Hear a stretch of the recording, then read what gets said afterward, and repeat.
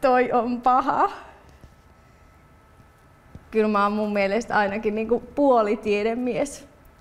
Olen treenannut isäni kanssa viime keväänä matematiikkaa, joten otan isää kiinni.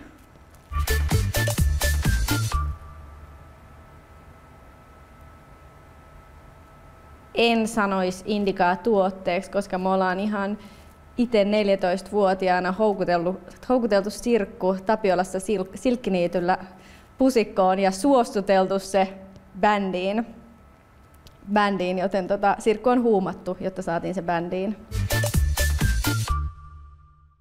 No en mä varmaan Suomen suurin Kate Bush-fani on, mutta upea artisti. Harmitti ihan sairaasti, kun olin ostamassa lippuja, mutta mun juuri sillä täydellisellä hetkellä tietokone kaatui ja sinnehän taisi olla 15 minsaa, kun kaikki liput meni. Ja katsotaan, mä yritän vielä.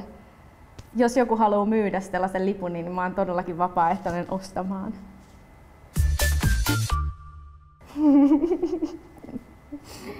No ehkä useammin Aira Samuliinia. Bändiläiset oli ainakin mieltä. Mä sain kiellon pitää keijuvaatteita uusimmalla levyllä. Kato nyt, ei ole mitään lehtiä päässä. Joo, ne väitti, mutta ne ei ollut noin tiukkoja. Ne sanoi, että yli 20-vuotiaalle ei sovi. Ylitin rajan. Ei pidä paikkansa. Mä kadun useinkin monia asioita, mutta mä yritän aina miettiä positiivisesti, että niistä oppii aina jotain ja niin kuin äsken sanoin aiemmin, niin jos tekee jotain hölmää, niin todellisuudessa kukaan muu ihminen ei yleensä ole niin kiinnostunut meidän elämästä kuin kuvittelemme. Ei oikeastaan.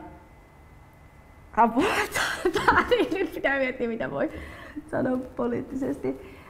No joo, voidaan sanoa poliittisesti. Kyllä nuorempana joskus kokeilin, mutta ei mun juttu. Musta tulee ainoastaan vähän vainoharhainen ja silloin kun joskus koitin, niin kuvittelin, että kaikki bileissä oli ja yritti murhata mut, joten voin sanoa, että ei mun juttu.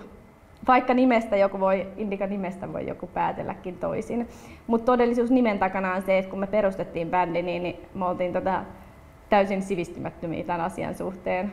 Viattomia tai sivistymättömiä ja meille se oli enemmänkin muunnos sinisen väristä, uskokaa tai älkää.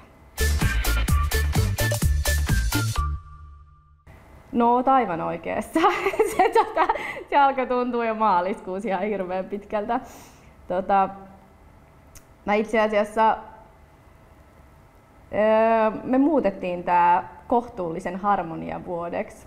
Se oli tällainen, mä oon aina sellainen ihminen, että mä teen ääriratkaisuja, mutta mä yritän nyt vähän kulkea tätä keskitietä, vaikeeta. Ei ole ehkä pakko olla koko vuotta juomatta viiniä, sokeria ja kahvia. Ihan pakko ei oo.